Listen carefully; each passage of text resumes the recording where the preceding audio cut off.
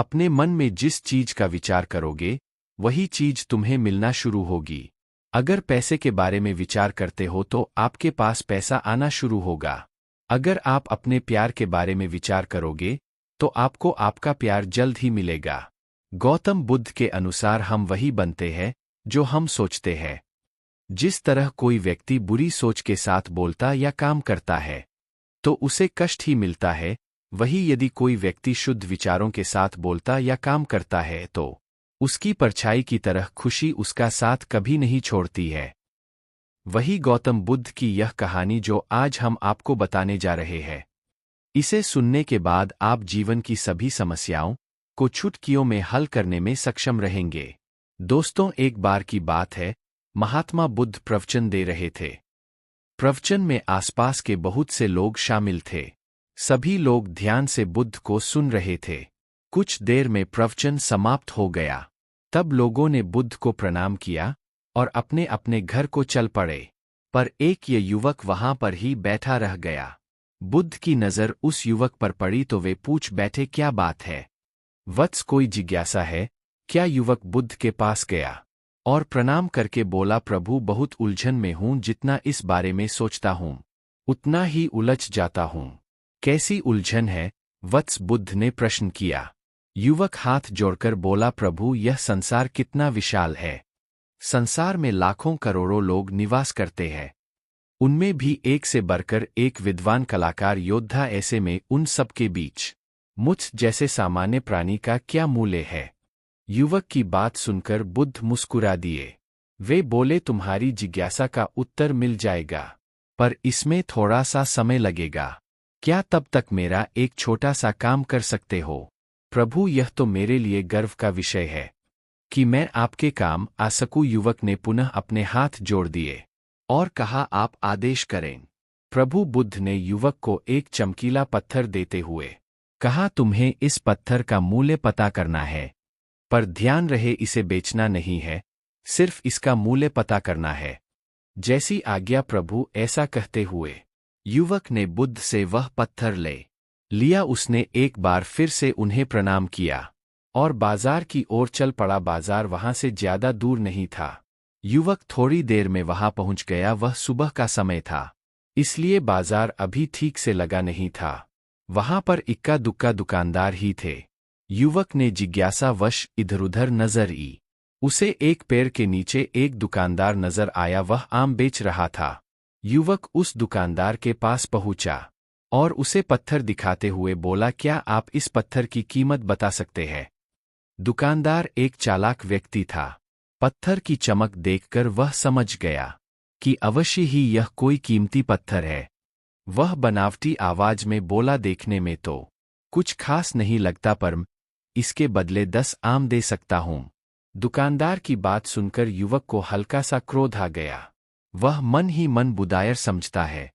इतना सुंदर पत्थर और इसका मूल्य सिर्फ 10 आम, अवश्य ही यह झूठ बोल रहा है। युवक को चुप देखकर दुकानदार बोल उठा, क्या कहते हो? निकालूं आम? पर युवक ने दुकानदार को कोई जवाब नहीं दिया। वह चुपचाप आगे बढ़ गया। सामने एक सब्जी वाला अपनी दुकान सजा रहा था। युवक उसके पास पहुंचा और उसे पत्थर दिखाते हुए उसका मूल्य पूछा। उस पत्थर को देखकर सब्जी वाले की आंखें खुशी से चमक उठी। वह मन ही मन सोचने लगा, यह पत्थर तो बहुत कीमती जान पड़ता है। अगर यह मुझे मिल जाए तो मजा ही आ जाए। क्या हुआ भाई, कहाँ खो गए? युवक ने दुकानदार की तंद्रा तोड़ी। सब्जी वाला चौंकता हुआ बोला, कुछ नहीं, मैं तो बस मन ही मन इसकी कीमत की गणना कर रहा था। वैसे मैं इस पत्थर के बदले एक बोरी आलू दे सकता हूं। सब्जी वाले के चेहरे की कुटिलता देखकर युवक समझ गया कि यह दुकानदार भी मुझे मूर्ख बना रहा है। मुझे किसी और से इसका मूल्य पता करना चाहिए, यह सोचता हुआ युवक आगे बढ़ गया। सब्जी वाले दुकानदार ने युवक को पीछे से आवाज लगाई, क्या हुआ भाई? अगर आपको यह मूल्य कम लग रहा है तो बताएं तो सही, मैं इसे बढ़ा दूंगा। पर युवक ने उसकी बात पर ध्यान नहीं दिया। वह अब इधर-उधर किसी ऐसे व्यक्ति को खोजने लगा जो जानकार हो और उस पत्थर की सही मूल्य बता सके। युवक को लग रहा था कि अवश्य ही यह कोई कीमती पत्थर है। शायद कोई जोहरी इसका सही मूल्य बता सके। यह सोचता हुआ युवक एक जोहरी की दुकान पर पहुंचा। जोहरी अपनी दुकान को अभी खोल ही रहा था। उसने युवक को अपनी दुकान की ओर आते हुए दूर से देख लिया था। साथ ही उसने युवक का हुलिया देखकर यह भी भांप लिया था कि यह कोई गरीब व्यक्ति है, जो संभवत कोई गहना बेचने आया होगा। जोहरी ने हाथ जोड़कर युवक को नमस्कार किया और मुस्कुरा कर पूछा, बताए महोदय, मैं आपकी क्या सेवा कर सकता हूँ? युवक ने बुद्ध का दिया पत्थर अपनी हथेली पर रख दिया और बोला, इसका मूल्य पता करना था। पत्थर को देखते ही जोहरी उसे पहचान गया कि यह बेशकीमती रूबी पत्थर है, जो किस्मत वाले को मिलता है। वह बोला, पत्थर मुझे दे दो और मुझसे 1 लाख रुपए ले लो। कहते हुए जोहरी ने पत्थर लेने के लिए अपना दाहिना हाथ बढ़ाया, पर तब तक युवक ने पत्थर को अपनी मुट्ठी में बंद कर लिया था। उसे पत्थर के मूल्य का अंदाजा हो गया था, इसलिए वह बुद्ध के पास जाने के लिए मुड़ गया। जोहरी ने उसे पीछे से आवाज लगाई, अरे रुको तो भाई, मैं इसके 50 लाख दे सकता हूँ। लेकिन युवक को वह पत्थर बेचना तो था नहीं, इसलिए वह रुका नहीं और दुकान के बाहर आ गया। पर जोहरी भी कम चालाक नहीं था। वह उस अनमोल पत्थर को किसी भी कीमत पर अपने हाथ से जाने नहीं देना चाहता था। वह दौड़कर उसके आगे आ गया और हाथ जोड़कर बोला, तुम यह पत्थर मुझे दे दो, मैं इसके बदले 1 करोड़ देने को तैयार हूँ। युवक को जोहरी की बातों में अब कोई रुचि नहीं रह गई थी। वह जल्द से जल्द बुद्ध के पास पहुंच जाना चाहता था, इसलिए ना तो वह रुका और ना ही उसने जोहरी की बात का कोई जवाब दिया। वह तेज तेज कदमों से बुद्ध के आश्रम की ओर चल पड़ा।